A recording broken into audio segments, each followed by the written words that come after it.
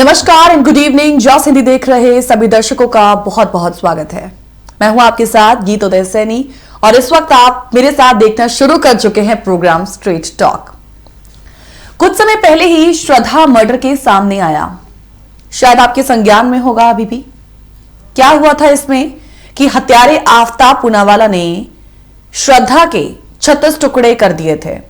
झारखंड की रेविका को उसके पति ने 50 टुकड़ों में काटकर फेंका था।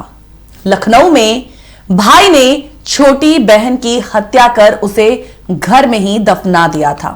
फिर आता है नया साल। नए साल के मौके पर 1 जनवरी तड़के कार सवार 5 लड़के एक स्कूटी सवार लड़की को 14 किलोमीटर तक घसीटते रहे।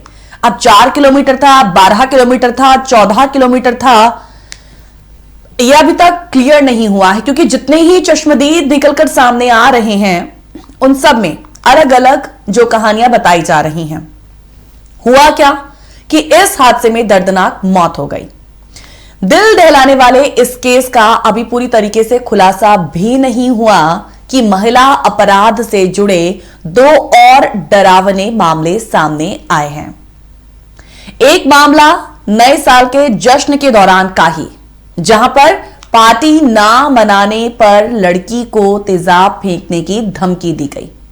पहली वारदात दिल्ली के आदर्श नगर में हुई, जहां एक महिला पर उसके दोस्त ने चाकुओं से मल्टीपल टाइम अटैक किया।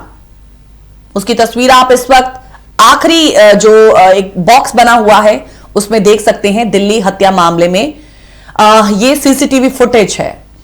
दूसरी वारदात नए साल के जश्न के दौरान पांडव नगर में हुई थी और इस मामले में युवती का आरोप है कि नए साल का जश्न और पार्टी मनाने से इनकार करने पर युवक ने उसे तेजाब फेंकने की धमकी दी।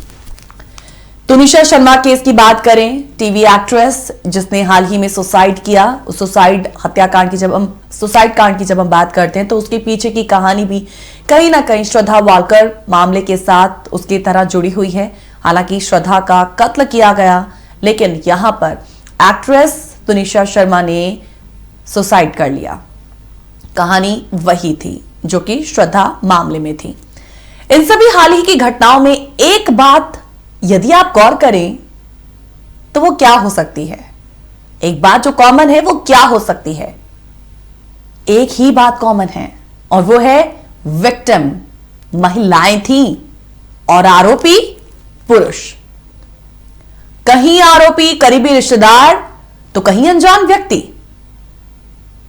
अभी देखिए, बिकनी किलर के नाम से मशहूर चार्ल्स शोबराज भी अपनी रिहाई की वजह से चर्चा में रहा। उसने अलग अलग देशों में 24 से ज्यादा महिलाओं की हत्या की। निर्भया भी इसी सोच का शिकार हुई। यहां आपके मन में यह सवाल उठा होगा कि आखिर कोई पुरुष किसी महिला को इस कदर बेरहमी से कैसे मार सकता है?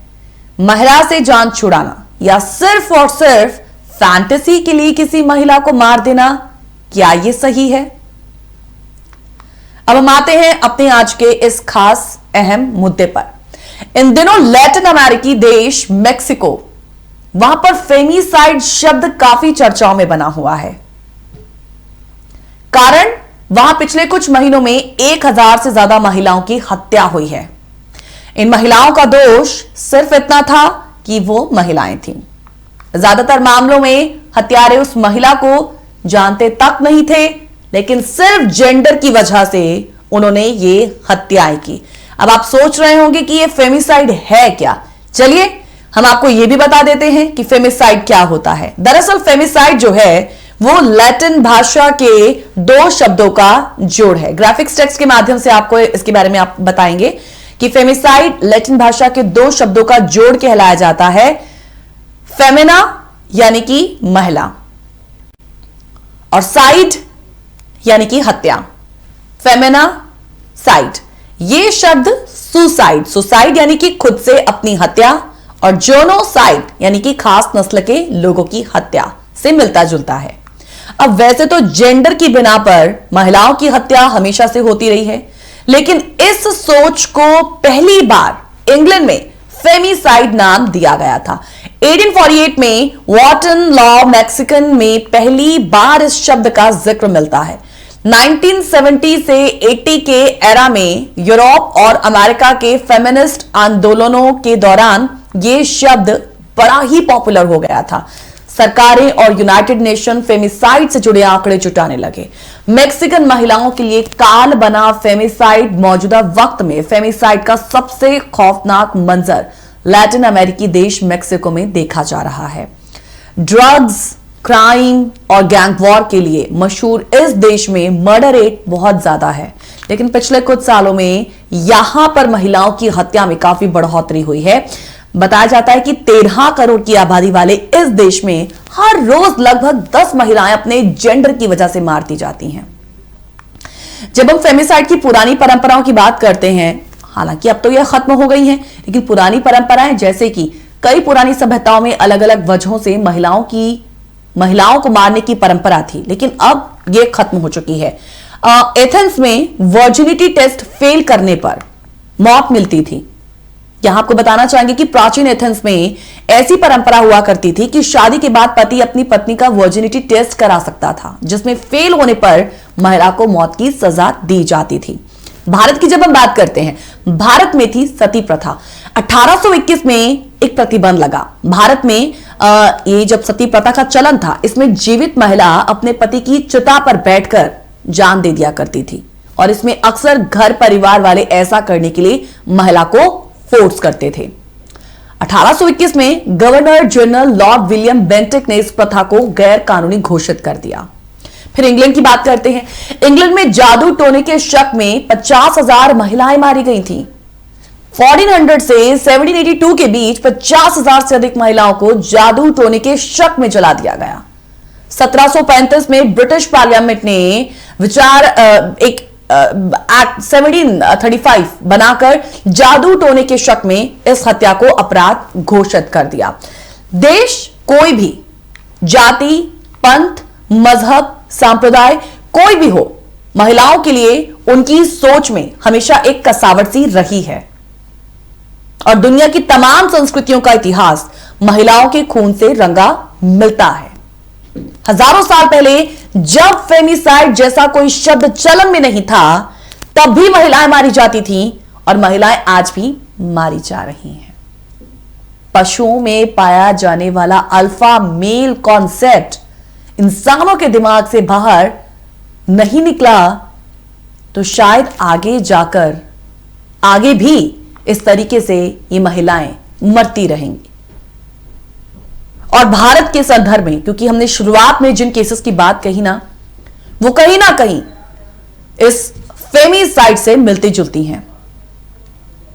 फेमिसाइड जो कि समाज का एक खौफनाक चेहरा बन चुका है, आज हम इसी पर बात करने वाले हैं। एक महिला अपराध पर नहीं, महिला अपराध से जुड़ी हुई ये जो एक कहीं सोच है, एक जो मेंटालिटी है, जिसको बदलने की जरूरत है, क्योंकि बात इसको लेकर होती ही नहीं है। बहुत सारी अहम चीजें हैं इस फेमिसाइड से जुड़ी हुई, जिस पर आज हम बात करने वाले हैं। थोड़ी देर में बहुत ही खास मेहमान मेरे साथ जुड़ने वाली हैं, लेकिन आज के इस बेहद एक इंटेंस विषय पर हमारे कुछ सवाल हैं, और मैं चाहूंगी कि हमारे जो व्यूअर्स हमें देख रहे हैं वो अपनी जो सोच है वो हमारे साथ शेयर करें कि इस फेमिसाइड को लेकर, जो कि समाज का एक ब्रूटल, एक ड्रेडफुल फेस है, उसको लेकर आप क्या सोचते हैं, आपकी क्या सोच है। Do call us and share your opinion with us. Call कर सकते हैं आप, अपनी राय हमारे साथ साझा कर सकते हैं इन सवालों पर जो इस वक्त आप अपनी टेलीविजन स्क्रीन पर देख रहे हैं। महिलाओं की हत्या कर टुकड़ों में फेंकना, 35 टुकड़े, 40 टुकड़े, 70 टुकड़े, क्या फेमिसाइड है समाज का खौफनाक चेहरा? Is it a femicide, the dreadful face of the society? Aftab हो, शोभराज हो, निर्भया की हत्या, इन सब की सोच क्या वाकई एक जैसी है? आखिर कोई पुरुष किसी महिला को इस कदर बेरहमी से कैसे मार सकता है? क्या है उसकी सोच? सवाल यह भी है कि महिला से जान छुड़ाना या सिर्फ फैंटेसी के लिए बेरहमी से मार देना, ये क्या बताता है ये क्या संदेश देता है समाज को? क्या महिलाओं की उनकी जेंडर की वजह से हत्या होती है? जेंडर ब्लेमिंग बहुत होती है। क्या महिलाओं की उनकी जेंडर की वजह से हत्या होती है? इस पर आपका क्या सोचना है? हर बार जेंडर ब्लेमिंग या फिर धर्म पर आकर बात क्यों रुक जाती है? क्योंकि हाल ही के इन केसेस में धर्म बीच में आया है, चाहे वो तुनिशा सुसाइड कांड हो या फिर श्रद्धा हत्याकांड। इससे आगे हम बढ़ ही क्यों नहीं पाते हैं? फेमिसाइड को लेकर आपकी क्या सोच है? हमारे आज का ये जो स्ट्रेट टॉक का विषय है फेमिसाइड और इसके आसपास घिरते जितने भी सवाल, हाल ही के जो तमाम घटनाएं हुई हैं वो सब इसके साथ कनेक्टेड है। कॉल कीजिएगा और प्रोग्राम में पार्टिसिपेशन जरूर अपना दीजिएगा। हम जानना चाहते हैं कि हमारे व्यूअर्स इन विषयों पर, ऐसे विषयों पर अपनी क्या सोच रखते हैं। एक छोटे से ब्रेक के लिए अभी रुक रहे हैं, तुरंत लौटेंगे स्ट्रेट टॉक में। फेमिसाइड है समाज का एक खौफनाक चेहरा, एक dreadful face of the society, और आज इसे ही समझने की हम कोशिश करेंगे प्रोग्राम स्ट्रेट टॉक में। Welcome back after the break. आप देख रहे हैं प्रोग्राम स्ट्रेट टॉक मेरे साथ। बेटी के माता पिता की चिंता क्या होती है ये मैं समझ सकती हूं, क्योंकि मैं भी किसी की बेटी हूं। हर दिन घर से कॉल जरूर आता है, वो भले ही जाहिर नहीं होने देते मगर उनकी बातों में छिपी टेंशन को हम पहचान लेते हैं। शायद दुनिया की हर बेटी पहचानती होगी। माता पिता तो हमेशा अपने बच्चों के बारे में सोचते हैं, मगर पिछले कुछ दिनों में श्रद्धा वॉलकर हो, तुनिशा शर्मा हो, कंझावला केस हो दिल्ली का, इन सब केसेस ने उनकी चिंता को और ज्यादा बढ़ा दिया है। यही चिंता इन 3 बेटियों के या और भी कई बेटियों के माता पिता ने भी की थी, जो अंत में सच साबित हो गई। इन बेटियों में एक बात कॉमन है कि ये तीनों वो कर रही थी जो वो करना चाह रही थी, अपने सपने पूरे। वो तीनों इंडिपेंडेंट और सफल थी और ये उनकी काबिलियत थी कि वो अपने पैरों पर खड़ी थी। उनकी जिंदगी में किसी की दखल अंदाजी नहीं थी। वो आगे बढ़ना चाहती थी, मगर उनके साथ ये हादसा हो गया। और उनसे जो बात, उनके बाद जो बात हुई, उस हादसे के बाद जो बात हुई, वो कहां तक सीमित रही? सिर्फ धर्म को लेकर, लड़की के चरित्र को लेकर, जैसे श्रद्धा के मामले में हुआ, और सबसे अहम जेंडर तक भी वो बातें सीमित रहीं और आज भी हैं। पर क्यों जेंडर ब्लेमिंग की बात सामने आती है? मानसिकता की क्यों नहीं?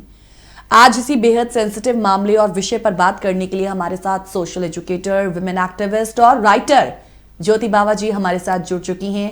Let's welcome her first. Ma'am, बहुत बहुत स्वागत है आपका प्रोग्राम स्ट्रेट टॉक में। शुक्रिया गीतू देव चैनल।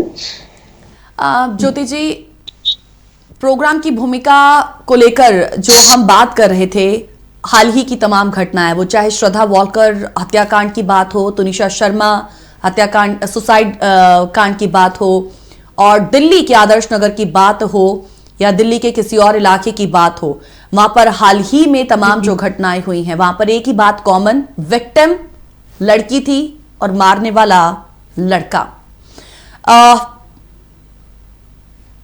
आज फेमिसाइड का जो जिक्र है एक बार फिर से हो रहा था, क्योंकि हम कह रहे थे कि लैटिन अमेरिका, मेक्सिको में ये जो वर्ड है उस वक्त काफी चलन में आया था, और आज इन तमाम परिस्थितियों को देखते हुए भारत में ये जो फेमिसाइड है ये एक बार फिर से उभर कर सामने आया है।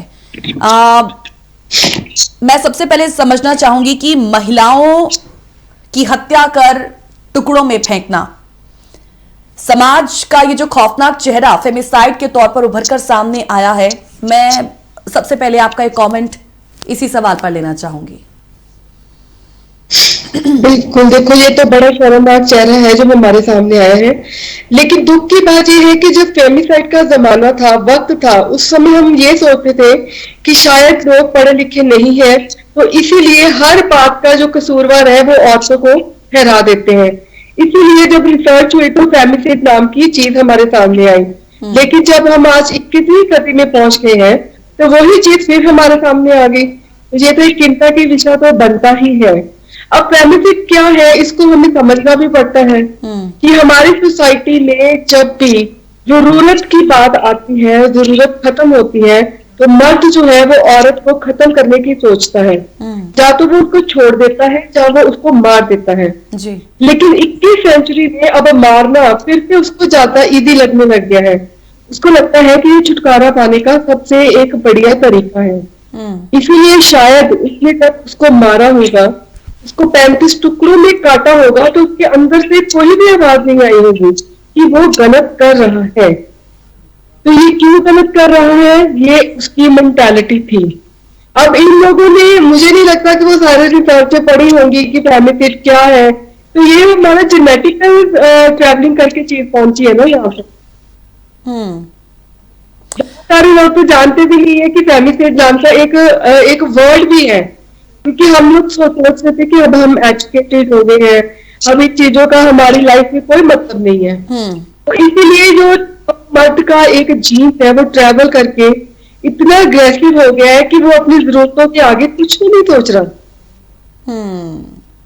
ज्योति जी, मैं यहाँ पर ना आदिम समाज की बात करना चाहूंगी। थोड़ा सा जब हम फ्लैशबैक में जाएं, आदिम समाज में क्या होता था कि ताकत का बड़ा बोलबाला होता था। माना जाता है कि ज्यादा ताकत वाला कमजोर को मारकर खाता था या उससे खाना छीन लिया करता था। कुछ जानवरों में आज भी एक वो कहते हैं अल्फा मेल का कॉन्सेप्ट है, अल्फा मेल का कॉन्सेप्ट, जिसमें सबसे ज्यादा ताकतवर, क्योंकि वो मेल ही बच्चे पैदा करता है और पहले खाना खाता है। अब हमारे समाज के कुछ पुरुष अभी भी पशुओं के इस अल्फा मेल कॉन्सेप्ट से शायद उबर नहीं पाए हैं, या उन्हें लगता है कि महिलाएं उनके लिए बनाई गई हैं और जब महिलाएं उनके मन मुताबिक नहीं चलती तो वो उसे मारने से गुरेज नहीं करते हैं। जैसा जिक्र मैंने भी आफ्ताब का किया, आपने भी किया, कि आफ्ताब का ही उदाहरण देख लें। वो अगर श्रद्धा से रिश्ता नहीं रखना चाहता था तो उसके पास कई ऑप्शन थे, जैसे वो उससे दूर जा सकता था, भाग सकता था, दूसरी लड़की से शादी कर सकता था, या श्रद्धा से माफी मांगकर अलग हो सकता था। लेकिन इन सबके ऊपर उसने श्रद्धा को सिर्फ मारना ही चुना। इसमें अगर अब हम बात को दूसरे पहलू से देखें तो वो बोलता है कि उसने श्रद्धा को बोला कि वो उसके साथ नहीं रहना चाहता, तो श्रद्धा ने उसको फोर्स किया। अब यहाँ दो पहलुओं में बात हो, अगर उसको लगता था कि वो उसको चीट कर रहा है तो उसने भी कोई दूसरा रास्ता क्यों नहीं अपनाया। मर्द ने तो किया ही गलत, वो भी तो पुलिस के पास जाती, अपनी बात रखती, लोगों से बात रखती, लेकिन उसने अकेले ही लड़ना मंजूर किया।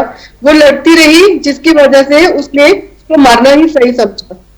लेकिन क्योंकि इसमें कोई बात आती है कि लड़कियों को लड़ने के लिए तैयार कभी नहीं किया जाता। मैं ये वो बार बार मना कर रहा था तो वो दूसरा रास्ता अपनाती, फिर लड़ती। वो लड़ी क्यों नहीं थी, तो वो पुलिस के पास जाती, तो अपने माँ बाप से बात करती।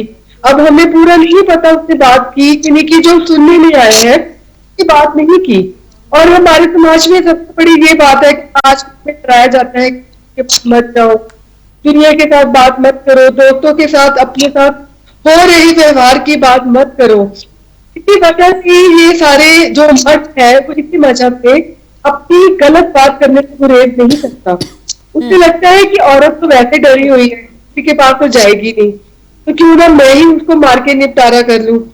इसीलिए मैं ये सोचती हूँ कि जो ताकतवर होना है ना, वो हमें दिमाग से होना है, हमें अपनी सोच से होना है। क्योंकि ये जो मर्द के प्रोडक्ट, ये मर्द का जो इश्यू है, ये खत्म होने को नहीं चाह रहा। वो उसको बदलने को तैयार ही नहीं कर रहा कि औरत सिर्फ काम की चीज नहीं है। औरत का ये चीज नहीं है कि आपका दिल भर गया आपने उसको बदल दिया, आपका दिल भर गया आपने दूसरी औरत को ले आए।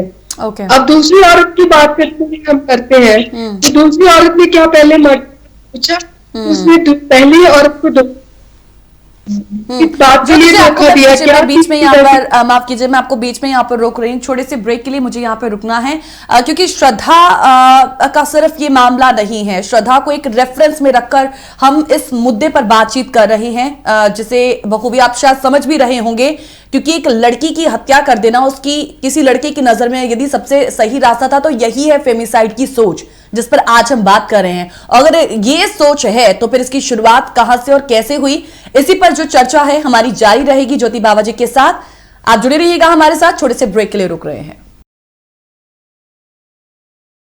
Welcome back after the break. आप देख रहे हैं प्रोग्राम स्ट्रेट टॉक और स्ट्रेट टॉक में आज का जो विषय है वो फेमिसाइड को लेकर है। आज मेल द्वारा फीमेल की हत्या किया जाना, उससे जुड़ा हुआ जब भी कोई ऐसा मसला या फिर कोई भी ऐसा क्राइम सामने आता है तो अक्सर जेंडर ब्लेमिंग पर आकर हम ठहर जाते हैं या फिर कुछ केसेस में धन पर आकर हम रुक जाते हैं। जैसे कि भारत में हालिया साल के अंत में और शुरुआत में जो कुछ घटनाएं हुई हैं वो कहीं ना कहीं इसी के इर्द गिर्द आकर घूमती हैं।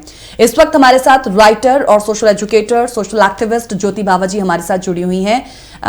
एक बार फिर से मैम आपका स्वागत करते हैं। मैम, ब्रेक में जाने से पहले हम जिस तरीके से श्रद्धा वॉलकर को बीच में रखकर, संदर्भ में रखकर हम इस मसले को समझने की कोशिश कर रहे थे, इस फेमिसाइड को समझने की कोशिश कर रहे थे, जितना तक आपने कहा मैं उसे ये समझूं कि श्रद्धा वॉलकर के पास, चलिए एक ऑप्शन, उसी के पास ऑप्शन भी था कि वही साइडलाइन हो जाती, तो शायद ऐसा नहीं होता। लेकिन जब हम दिल्ली के हाल ही के कुछ केसेस की बात करते हैं, चाहे वो बात दिल्ली के आदर्श नगर की हो जहां पर एक लड़के द्वारा अपनी गर्लफ्रेंड को पार्टी में बार बार बुलाए जाने की बात सामने आती है, लड़की मना कर देती है तो वो उस पर एसिड फेंकने की बात करता है, उसे डराने धमकाने की कोशिश करता है। ठीक उसी दिन का एक और केस पांडव नगर में, जब सीसीटीवी कैमरा में पूरा रिकॉर्ड हुआ है कि किस तरीके से लड़का लड़की पर स्टैब करता है, इतनी बार मल्टीपल स्टैबिंग की जाती है कि लड़की की हत्या हो जाती है। ये तो तमाम जो चीजें निकलकर सामने आई, हम इन केसेस पर क्या देखें? क्या यहां पर भी फेमिसाइड से जुड़ी कोई चीज है या फिर वहां पर भी लड़की के पास कोई ऑप्शन थी? लड़की के पास ऑप्शन सिर्फ यही रहती है हर बार कि वो किसी से बात जरूर करे, लेकिन कई बार मैं ये भी समझती हूँ कि बात करने के बावजूद भी इस तरह के हादसे होते हैं। इसको हादसे नहीं कहेंगे, ये जुर्म है, इस तरह के जुर्म जो है वो होते हैं। इसमें फिर वही बात आती है कि जो मर्द की सोच है वो सदियों के पहले थी, वो आज भी खड़ी है। क्यों खड़ी है? हम इस पर बात चर्चा शुरू करना चाहते हैं अपनी लाइफ में कि इनकी सोच क्यों बदल नहीं रही है। फेमिसाइड का जो आपको पता होगा आया हमारे सामने, जब वो लोग औरतों को जादूगरनियां भी समझ लेते थे क्योंकि उन्हें लगता था कि औरतों में ही ये सारी चीजें मौजूद है। और औरतों को हमेशा उन्होंने एक कमजोर चीज समझा है। चीज कहना ही मुझे अपने आप में बहुत बुरा लगा, लेकिन औरतों को उन्होंने समझा ही कमजोर है। क्यों समझा है उन्होंने कमजोर? सिर्फ क्यों ही उसको पाने की वो इतना पसंद करते? वो क्या सिर्फ एक पाने की चीज है? का रोल मुझे इसलिए नहीं लगता। तब हम कहते थे कि पढ़ने नहीं, मुझे लगता है कि औरतों ही कसूरवार है। अब 21वीं सेंचुरी में जब सब बढ़ गए हैं तो फिर वो वहां खड़े हैं तो बात कहाँ आती है? सोच की। सोच का बदलाव ही नहीं हुआ तो आप चाहे किसी भी सदी में पहुंच जाए, चीजें तो वही चलती रहेंगी, सेम ही। उनको समझाना कौन समझाएगा? मर्दों को भी औरतें कोई पाने वाली वस्ता नहीं है। उसकी अपनी मर्जी होगी वो आपके पास आएगी, उसकी मर्जी नहीं होगी वो नहीं आएगी।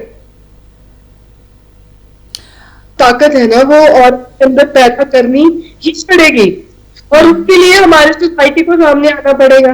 अब जब हम कोई बात करते हैं तो हमें तो हर बार डरा दिया जाता है, आपने पुलिस के पास नहीं जाना, आपने माँ बाप से बात करनी, उसके साथ बात नहीं करनी। क्यों नहीं करनी?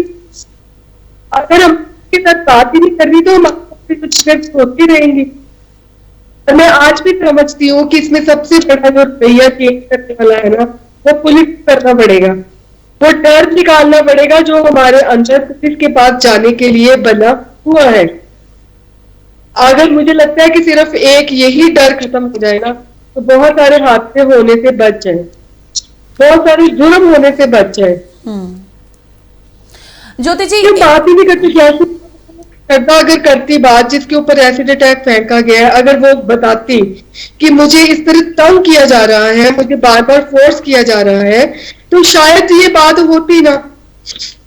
कम से कम कुछ देर तो वो लड़के जेल में रहते, उनके माँ बाप तक उनकी मानसिकता पहुंचती, समाज के पास पहुंचती, तो हम कुछ करने की सोचते भी। हम उस लड़की को प्रोटेक्ट करते, उसको ताकतवर बनाने में मदद करते, लेकिन हमें ऑप्शन ही नहीं दी जाती। हमें कोई भी लड़ने की ऑप्शन तो हमारे पास है ही नहीं। अब एक चीटिंग है जो मर्द हर औरत के साथ कर रहा है। अब उसके लिए भी तो कोई लॉ, कोई कानून बनने चाहिए ना। सारे कानून क्या उन लोगों के लिए थोड़ी कि जिन्होंने शादी करके या अफेयर चला लिए या कुछ ऐसे कर लिए। जो पहले भी तो लोग धोखा खाते हैं, तो उनके लिए कानून कहाँ है? वो जब धोखा खाते हैं, तो लड़कियां जब धोखा खाती है तो मरने के अलावा ऑप्शन नहीं रह जाता। या कोई मारा जाता है या कोई सुसाइड कर लेता है। यही दो ऑप्शन है ना हमारे पास। और फिर बात आकर हमेशा टिक जाती है, चलिए जो हुआ सो हुआ, फिर बात आकर जेंडर ब्लेमिंग पर भी टिक जाती है, और सम टाइम धर्म पर आकर भी सोच जो है वो टिक जाती है। ये तुनिशा शर्मा अगर हम केस की बात हाँ। करें तो अभी भी वही हो रहा है। अब फैमिली आपस में बीच में जो एक दूसरे पर आरोप प्रत्यारोप हो रहा है, सारा कुछ धर्म को लेकर ही हो रहा है।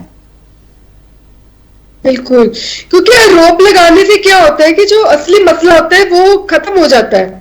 अब लोग माँ बाप पे आरोप लगाएंगे, कोई ऐसा है कोई वैसा है, लेकिन जो जिस कारण से उसने सुसाइड करी उसकी बात नहीं हो रही। टेंशन तो थी, डिप्रेशन तो था। अब कुछ लोग, बहुत सारे लोग क्याफराइयां भी लगा रहे हैं, ये था वो था, लेकिन बात ये कि सुसाइड तो करनी पड़ी ना उसको। जी। बात पे करनी, रिलेशनशिप की बात पे ही करनी पड़ी। अब रिलेशनशिप तो उसका खराब हुआ, उसको लड़के ने धोखा दिया, तो वो लिख के तो चली गई। अब यही लड़ाई वो पहले लड़ लेती। अगर उसने उसका नाम ही लिख के जाना था कि मुझे इस लड़के की वजह से मैं सुसाइड कर रही हूँ, तो इस लड़के को लेके आप सोसाइटी में आके लड़ लो। क्या होगा? लोग दो चार बातें बनाएंगे, बनाने दो। ये डर हमारे खत्म होगा कि लोग बातें बनाएंगे, बनाने दो उनको। उनका तो काम है, तो खत्म ही नहीं होगा कभी भी। अब सोशल मीडिया का जमाना है, लोग नीचे कमेंट लिखते जाएंगे, कमेंट लिखते जाएंगे, ये हमारा थी, ये एक्टर थी, ये ऐसी थी, वैसी थी। लिखने दो, मरो तो ना, कम से कम लड़ तो लो एक बार। अरे एक बार तो लड़ाई करके देखो क्या होता है। और हम लड़ने को तैयार ही नहीं है। मैं फिर एक बार फेमिसाइड पर आना चाहूंगी, नारी हत्या। जैसा हम प्रोग्राम की शुरुआत में भी हम अपने दर्शकों को बता रहे थे कि इस शब्द का प्रयोग किया गया था। इस बारे में 2016 में कहीं एक आर्टिकल पब्लिश किया गया था ज्योति जी। तब इस शब्द की जो एक परिभाषा है वो तब क्लियर नहीं थी। जब भी पुरुष द्वारा किसी महिला की हत्या की जाए तो क्या उसे हम नारी हत्या कहेंगे? क्या हम उसे फेमिसाइड कहेंगे? कोई महिला यदि दूसरी महिला की हत्या कर दे तो उसे भी क्या हम नारी हत्या कहेंगे? क्या हत्या करने की वजह से जो डेफिनेशन है उस पर फर्क पड़ना चाहिए? इन सवालों पर, ये सवाल क्यों? क्योंकि भारत में ही नहीं, ये all over the world widely इन सवालों पर एक राय है ही नहीं। क्योंकि इस शब्द का इस्तेमाल इसलिए जरूरी भी है माना जाता है फेमिसाइड का, क्योंकि उस अपराध को नजरों में लाना जरूरी है जो न्याय व्यवस्था की आंखों से छिपता रहा है अभी तक। क्योंकि यहां अभी तक सिर्फ विमेन क्राइम की बात की जाती है, नारी हत्या की बात नहीं की जाती। नारी हत्या को ठीक से शायद समझा ही नहीं गया है। आप इस पर क्या सोचते हैं? मैं इस पर आपका टेक जरूर लूंगी। एक कॉलर इस वक्त हमारे साथ जुड़े हुए हैं, उनसे पहले जान लेते हैं उनका क्या कहना है। नमस्कार, गुड इवनिंग वालिया जी, बहुत बहुत स्वागत है आपका स्ट्रेट टॉक में। ऑन एयर है इस वक्त आप मेरे साथ। अच्छा जी, ये टॉपिक जो है इसका देखो, ये एक ही इलाज है। मैंने बहुत पहले भी इसका टॉपिक पे एक दफा हो गया था बात। मतलब कि वुमेन को पॉलिटिक्स में, पुलिस में, हर जो डिपार्टमेंट है उनको आना चाहिए। और जो कंट्री के एमएलए एमपी है जो बैठे हैं, इनको प्राइम मिनिस्टर को चाहिए, या बड़े लोगों को चाहिए, एटलीस्ट 50% जो सीट्स हैं वुमेन के लिए रिजर्व होनी चाहिए सब जगह, कोई स्टेट हो, कुछ भी हो कोई। सर इस पे तो हाँ वालिया जी माफ कीजिएगा, मैं आपको बीच में रोक रही हूँ। देखिए ये जो चीजें हैं इन पर निरंतर बदलाव हो रहा है, पॉजिटिव जो है बदलाव वो हो रहा है और ऐसा हो भी रहा है, ठीक है। लेकिन बात फिर घूम फिर कर सर मानसिकता पे आ जाती है ना, सोच पर आ जाती है। देखो मानसिकता तभी हटेगी अगर जो पुलिस जो है, लेडी पुलिस है जो इन्वॉल्व होगी, काफी होगी। जो कोड है उसमें भी जजेस जो है लेडीज होने चाहिए। जो देखो जी प्रेशर सारा पड़ता है सेंटर का, उनको जो जैसे इतने एमएलए जो एमपी हैं उनके प्रोटेक्शन के थ्रू जो वो जो रेपिस्ट हैं, जो मर्डर है वो बच जाते हैं। तो इसका कारण तो यही है ना, उनको पहले जिन्होंने ये बचाया उनके ऊपर केस करना चाहिए। क्यों बचा रहे हो? अब बच्ची है, रोज मैं टीवी लगाता हूँ, कोई ना कोई रेप, कोई ना कोई मर्डर एवरी डे देखना पड़ता है। पहले तो ये चीज नहीं थी, अब तो रोज सुनने में पड़ता है। yes. बहुत बुरा लगता है। कि इंडिया जैसे कंट्री पहले जैसे जब हम रहते थे तो ऐसी कभी बात हुई नहीं थी। तो यहाँ पर पता नहीं क्या उसमें भी लोग ऐसे थे, लेकिन ऐसी चीज दिमाग में उनकी मानसिकता जो अब बहुत खराब हो जा रही है। इनकी मानसिकता थोड़ा ठीक करना पड़ेगा और इसका क्या कारण है इसका वो भी खोजना पड़ेगा। जैसे फिल्म आती हैं, पीछे आई थी उसमें वो डांस था, उसके ऊपर उन्होंने फिल्म बंद करवा दी जी। बल्कि देखो हर चीज की सोच इनकी देखनी पड़ेगी कि ये क्या चाहते हैं। इनको प्रोटेक्शन है ऊपर वालों की, गवर्नमेंट की प्रोटेक्शन है, उसके हिसाब से भी करते हैं। Thank you sir, thank you so much call करने के लिए। कॉलर को आपने ज्योति जी सुना, मैं चाहूंगी कि इस पर भी आप अपनी टिप्पणी जरूर दीजिएगा, लेकिन एक सवाल जो मैंने जो नारी हत्या उसको लेकर किया था, मैं उस पर भी आपका टेक जरूर लूंगी। एक छोटे से ब्रेक के लिए ज्योति जी यहाँ पे हम रुकेंगे, पहले छोटा सा ब्रेक ले रहे हैं, तुरंत लौटेंगे स्ट्रेट टॉक में। फेमिसाइड है समाज का एक बहुत ही खौफनाक चेहरा। आज बात इस पर। Welcome back after the break. Jyoti ji आपका भी बहुत बहुत स्वागत करते हैं एक बार फिर से। ब्रेक पे जाने से पहले एक सवाल हमने जो उठाया था नारी हत्या को लेकर। नारी हत्या ये जो डेफिनेशन है अपने आप में ही एक तरीके इस तरीके की डेफिनेशन बन चुकी है कि इसको लेकर वर्ल्ड वाइडली एक राय नहीं है। हम बात कर रहे थे कि यदि कोई पुरुष द्वारा महिला की हत्या की जाती है तो क्या हम उसे नारी हत्या कहेंगे, यदि एक महिला द्वारा किसी महिला की हत्या की जाती है तो क्या हम उसे भी एक नारी हत्या ही कहेंगे। अब ज्योति जी ये कहा जाता है कि इसको सामने लाना, नारी हत्या जैसी परिभाषा को सामने लाना जरूरी है, क्योंकि उस अपराध को नजरों में लाना जरूरी है जो न्याय व्यवस्था की आंखों में अभी फिलहाल छिपता रहा है, और नारी हत्या को ठीक से शायद अभी समझा ही नहीं गया है। क्या मानना है आपका? बिल्कुल, मुझे लगता है उसे ठीक से समझा ही नहीं गया, क्योंकि मैं सुसाइड को भी हत्या ही मानती हूँ। अपने आप को मार लेना भी एक हत्या ही होती है, लेकिन उसके पीछे तथ्य क्या रहते हैं उसके बारे में बातचीत हम कभी कम ही करते हैं। अब एक शब्द है जो आप भी बार बार इस्तेमाल कर रहे हैं, हम उस शब्द के दायरे में ही बंधे हुए हैं, लेकिन उस शब्द के दायरे से बाहर आने की जरा भी कोशिश नहीं कर रहे हैं। जो किसी भी तरह की हत्या है वो एक सोच की वजह से होती है, और औरत और मर्द का सिलसिला ऐसे रहा है कि दोनों ने एक दूसरे के लिए बने हैं, एक दूसरे के पूरक है, लेकिन हम उसको अपने स्वार्थ के लिए उस पूरकता को इस्तेमाल अब ज्यादा करने लग गए हैं। और मर्द को हमेशा लगा था कि वो बड़े एक ताकतवर इंसान है, तो उसको दूसरा, आप जानवरों में भी ये चीज पाएंगे कि वो दूसरा जेंडर, दूसरी जो चीज होती है वो कमजोर ही लगती है। तो जो दूसरे हमारे जेंडर के ट्रांसजेंडर लेस्बियन वो तो अपनी सोसाइटी में सामने नहीं आए, इसलिए मर्द को जो सामने वाला हिस्सा था वो कमजोर ही हिस्सा है। मुझे लगता है कि नहीं चलो इसका काम खत्म, पर अब गौर से देखेंगे कि इसमें मसला जो है वो सोच का ही है। मुझे लगता है इस शब्द को हम हटा के सोच के ऊपर बात करनी चाहिए। सॉरी, किसी भी तरह की एक सोच को हमें परिभाषित करती है, हमारी सोच कितनी गंदी है कि हम हत्या का अंजाम दे रहे हैं। अब लोग मारने वाले हैं, के वक्त भी मार देते हैं, और सारी चीजों का गुस्सा निकालने के लिए भी मार देते हैं, लेकिन उनका तरीका थोड़ा सा नरमाई वाला हो जाता है। और औरतों के मामले में मर्द कभी नहीं करता, उसको पता नहीं उसके ऊपर क्या खुंदक रहती है कि उसको लगता है कि चलो इसको मार ही दो। तो ये किस बात के लिए है? सोच के लिए। बचपन से ही मर्द की सोच को यही वो एक बिल्कुल ज्योति जी, हाँ, क्योंकि हम फिर ये कहें कि ये जो सोसाइटी में हमारे सामने जो तमाम घटनाएं आती हैं कहीं ना कहीं यही हमारे अंदर फेमिसाइड का आज बीज डाल रही है कि हमें इस पर बात करनी पड़ रही है, क्योंकि जेंडर इक्वालिटी को लेकर ये अक्सर कहा जाता है कि कोई भी जो मेल है, पुरुष है, वो सीधे फेमिसाइड नहीं करता है, डायरेक्ट नहीं करता, और ना ही वो एक दिन में ऐसा करने का साहस जुटाता है। जैसे हाल ही में ये जो घटनाएं हुई हैं, शायद हमारी सोसाइटी का ताना बाना ही ऐसा बना है कि वो कहें कुछ पुरुषों के लिए इसके लिए तैयार कर देता है, कुछ पुरुषों को इसके लिए तैयार कर देता है। शायद एक बच्चा जब घर में माँ को मार खाते हुए देखता है, हो सकता है कि शुरुआत में उसे बुरा लगे, लेकिन एक टाइम बाद वो इस पिटाई को कहीं ना कहीं नॉर्मल भी समझने लगता है, और सोसाइटी की ऐसी घटनाएं उसके मन में, शायद यही वजह है कि यहीं से फेमिसाइड का बीज डल जाता है। बिल्कुल बिल्कुल। अब देखो ना, जो औरत मार खा रही है वो भी तो खुद एक ने तरह से इस हत्या का एक भागीदार बन रही है ना, क्योंकि वो कमजोर है, वो डरती है इसलिए वो मार खा रही है। वो कमजोर है, वो बात करने से डरती है, वो धोखा खाने से डरती है, इसलिए वो एक खुद ही हिस्सा बन रही है। आप इस चीज का नोटिस करें, हम खुद ही हिस्सा बने। जब हमने मार खाना स्वीकार कर दिया, हमने हर चीज पहले स्वीकार कर, रिश्तेदार कौन हुआ? हम भी हुए। तो फिर इसलिए आप इस शब्द को लेके कर लिया, मर्द को आप कसूरवार नहीं ठहरा सकते।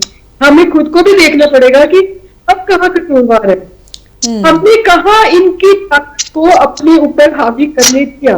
मैं आपको बार कह रही हूँ कि शब्द आधी दुनिया ने सुना ही नहीं होगा, बार बार बातचीत है, क्योंकि ये भी एक बातचीत करने वालों ने लादा होगा ना कि हाँ इसको हम ये नाम दे देते हैं, ये इस तरह की हत्या है, तो इसलिए हमने वो शब्द बार बार इस्तेमाल करना पड़ता है। लेकिन दुनिया को पता ही नहीं, और 90% लोगों को पता नहीं है कि ये शब्द है। तो लेकिन मैं इस शब्द में बात नहीं करती, मैं करती हूँ सारी सोच की बात। अब ये सोचो कि इन हत्याओं के पीछे कौन कौन भागीदार है। हम लोग भी साथ ही भागीदार हैं। मुझे याद, मैं कई बार, कल ही मेरी किसी से बात हुई तो किसी ने कहा कि मेरे हस्बैंड का इस तरह का किसी और लड़की के साथ बात चल रही है, तो वो वाइफ कहती है कि ये ट्रेंड है। मैंने कहा ये कौन सा ट्रेंड है? कहती नहीं, ये आजकल का ट्रेंड है। बस मैं ये कहती हूँ कि रात को बात ना करे, सुबह वो जितनी मर्जी बात कर ले। अब देखो, अब हम खुद ही भागीदार बन रहे हैं। अब वो वाइफ को घर से उसने निकाल दिया, ठीक है तुमने एक ट्रेंड को एक्सेप्ट किया, तो फिर तुम अपना निकलना भी एक्सेप्ट कर लो। यही से तो फिर गलत बात शुरू होगी ना। अब महिलाएं सोचना पड़ेगा कि उनकी भागीदारी कहाँ पर पड़ी हुई है। तो इसलिए मैं बार बार कहती हूँ कि जब भी इस तरह के मसले हो, औरतों को भी मैसेज है कि वो कम से कम पुलिस के पास या कोई रास्ते बनाए, की कोशिश ना करे, ना ही किसी को मारने का मौका दे। हमें लगता है कि हमें कोई इस तरह धोखा देने की तैयारी कर रहा है, अपने लिए रास्ता चुने। लोगों से मत डरे। लोगों ने 2 दिन बोलना, 10 दिन बोलना, फिर वो अपने कामों में मस्त हो जाए। तो जान तो हम महिलाओं को आती है ना, तकलीफ सबसे आनी पड़ती। वो सारे शब्द जो हमारे बनाए गए हैं ना, और तो लेके जो बनाए गए हैं, कि उनको मुझे लगता है कि मोड़ के दोबारा से हमें कोई अपने लिए नई डेफिनेशन बनानी पड़ेगी।